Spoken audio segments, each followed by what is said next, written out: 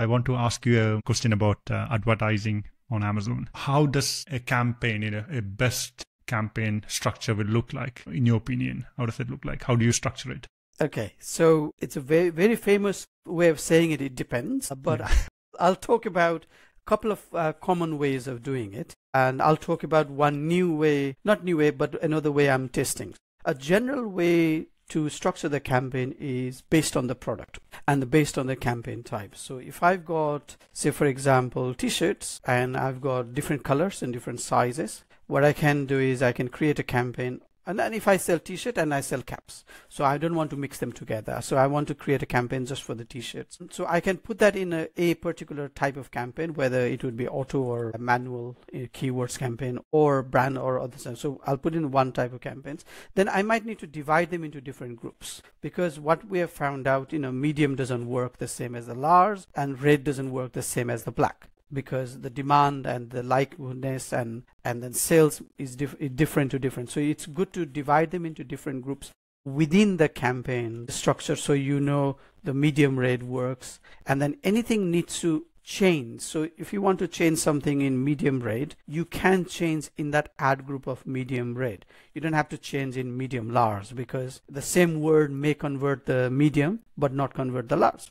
Don't ask me why, but it is how it is. So you can optimize that, and you may find that black XL may not work at all, because it may create lots of spend and no sales. So you can just post that ad group and it doesn't get other types of other sizes and colors not affected. So that's one way of working. So recently I'm testing campaigns by keyword, and a lot of you might say, okay, I knew that anyway, but like I said, I'm learning all the time, so I don't know a lot, but I know a little to be in the industry. So I'm testing slightly different. So I was running campaign by type of product and so on. Now I've started testing by a keyword. So I'm putting a range of product and the range of 5 products into one keyword, and then there is another keyword, and I'm putting same range of product in another keyword. So there is ad group, but ad group by the type, sorry, not type, the number of keywords. And I'm surprised myself, and it's working. But again, I've not tried that in all the accounts I work with, but this one is working, which is fine, right? So yeah, so the structure is better placed.